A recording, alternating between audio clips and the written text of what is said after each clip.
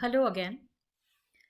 We will be discussing the techniques of epic theater today in continuation with our last lecture on Brechtian epic theater.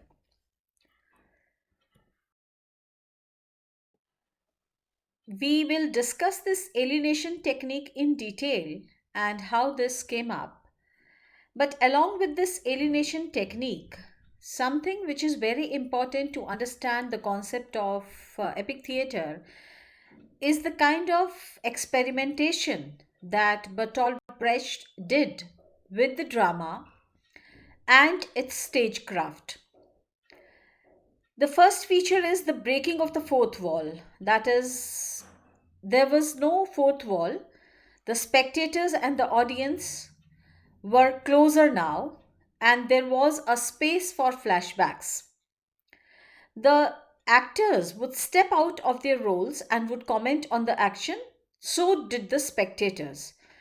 And this happened with the technique of chanting, song, singing, and poetry, which highlighted and explained the actions and the significant moments to convey a particular message. Then there were some screaming and the use of freeze frames and chorus to depict the frozen images whenever some kind of a point of tension happened in the drama. Symbolic gestures like transformation of objects, time and place, and characters were also used. Symbolic movements were also used with the method of sing song voices, etc. Then there was a rapping in the chorus, which demonstrated the journey or the character changes. The miming out of the sings to voiceover, that means on the live camera on the character. Some kind of flags to show changes in destinations, that means the particular scene which was shifted from one place to another, flags would show that. Vocal sound effects were used to disrupt, create, place, and set moods. And in this particular technique, the third person who was anticipating the action was important because he would impact and influence the sound effects. Acrobatics were also used, oral and visual collages were used. The signs which describe scenes and indicated place or time of action was used as a technique. The narrator, who would speak directly to the audience, would give information about the plot, character, setting, period, etc. Then placards and signs were used to provide information about the plot, character, setting, everything. And this was used along with the non mechanical sounds. Then he also experimented with the use of choral chants and costumes, also, some kind of a fragmentary or symbolic costumes. Monologues and asides were very frequently used. The videos and the pre recorded video films in the background or OH transparencies or slides, which were used to, along with on the projector to convey a particular message.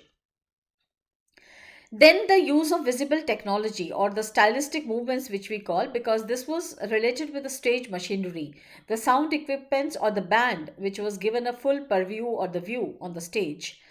Then the time jumps in the form of stylized dialogues, the non-linear time sequences, the character changes on the stage, symbols, etc. Then the music, which would change according to the time and mood and would contrast it with the action on the stage. The use of masks, dual characters, emotional faces, etc., used in the form of the poetic form or the segments of poetry. Then it had some kind of a t-shirts or the costumes which had print on it, which summarizes the action of the character or the actor when he stepped out of the character and on outside the stage. Then outside the stagecraft, advertising slogans were used. Slow motions and fast movements were also used in relation to distortion and contraction of time. Then the storyboards, the use of space, the distance between the characters were also taken care of. Um, Lectures also were a part of the drama where they talked about the social conditions, sometimes to teach and to instruct on a particular issue. The character who would speak both options for the future action and he would repeat a scene. Silence and stillness were also a very important technique used by the playwright. Multiple time frames were used where the actors were playing multiple roles. And white stage lights, that means there were no color gels. Open white stage lights were used, and actors used props and set pieces in the monotonous use of voice. Happy scenes were performed sadly, that means it was a simple contradiction and a vice versa, because limited physical involvement between the characters or the actors who were swapping their roles in performance. So, happy scenes were performed by very sadly on the stage. Actors who were speaking on the stage, they were speaking loudly, and there were self-contained episodes, not exactly scenes but episodes, shorter episodes, and characters would immediately come back to the audience. They would speak directly to the audience in performance, and with a stylized use of the voices. Then, when we talk about the jest, which refers to the gesture or the character, they were encouraged to use this characteristic gesture in a situation or an emotion.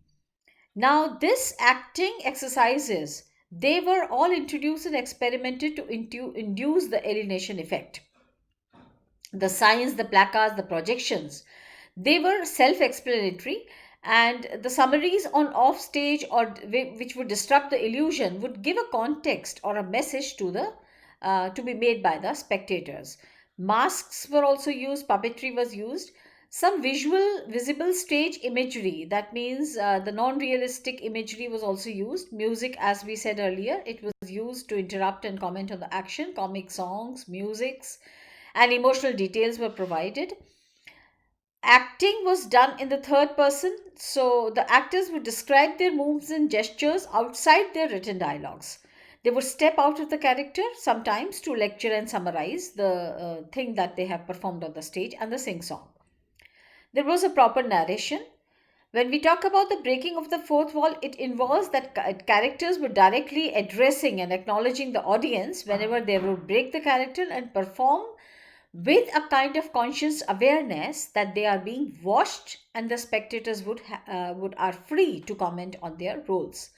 Props and episodic structure of the play also enhance the alienation effect, and the degree of identification with the audience was very controlled, and the real world reflected in the drama was becoming more popular with these kind of techniques used by Brecht. Then we have a quotation by Brecht on jest when he says that it's not simply a gesticulation, it's a matter of emphatic movement of the hands, because gesture is important, and all gestures, he said, are not social jests. So the attitude of chasing away a fly, for example, is not a social jest. And it's simply an attitude of chasing away a dog, maybe one, because whenever it comes to represent a badly dressed man's continual battle against watchdogs, this was a good way of judging a piece of music in relation to the attitudes or of the performer, which ought to deliver some kind of individual sections. So, gestures was a very important theatrical technique experimented by Brecht, which defined the emotion within the character and the context that they were in. And it was a kind of a combination of hand movements, gestures with kind of a social meaning from moving from one movement to another. This was also a part of the alienation technique, which would alienate and jar the audience because non realistic ways of forcing or involving the audience into a bigger picture of the situation was invented or experimented with the method of gesture. Now, there is an example. For example, if a man was eating a sandwich and a dog would suddenly attack him, who tried to take the food away, and the man would try to push away the dog, this will not be a gesture, because the act of pushing the dog away comes like a gesture, but when there is a social meaning attached to it, only then it becomes a gesture. This is important to understand. Again, for example, if a man is a servant in a castle and the dog belongs to the guards at the gate, and they let the dog out, knowing that he will attack the man, and they are standing off to the side laughing at him. Now, this action of pushing the dog away becomes a gestures because it is an action that holds a social meaning. And the audience also knows that he's not just a man, he's a working class man who is picked by the people with a little power over him because he's an actor who is performing his role on the stage. And the play Mother Courage and Her Children by Brecht is a very popular one, which is popular only because this was a play which helps us to understand all the Brechtian techniques which he experimented and innovated in the context of drama on the stage. Then we have been talking about didacticism, which was an instruction, which we know that there is a moral lesson or a teaching besides it. His plays are didactic because they teach the audience or send a message against certain aspects of politics, economy, or society. And his plays were designed in such a way that he would educate the performers and the audience.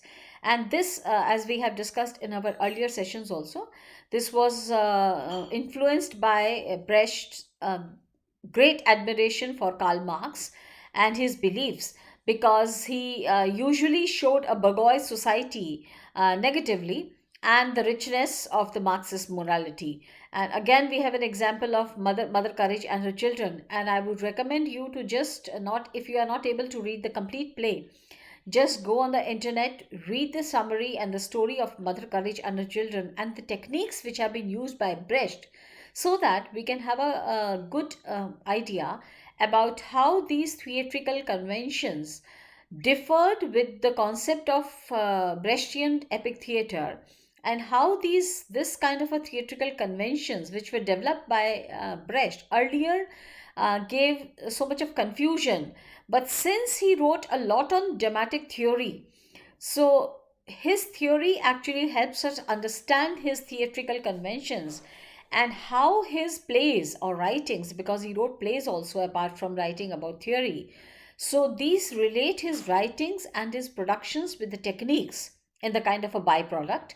And that is why his theatre is always described as a dramatic vessel of radical or rational didacticism, which was influenced by Marxist beliefs.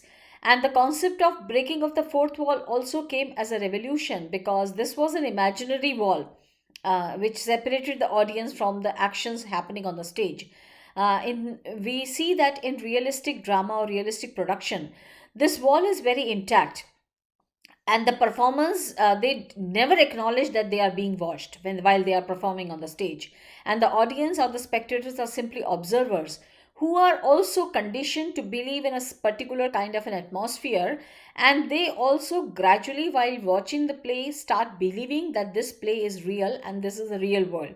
And that is why sometimes when we watch the play very intensely, we cry and laugh at what the actors are performing on the stage. And this is certainly a kind of suspension of disbelief.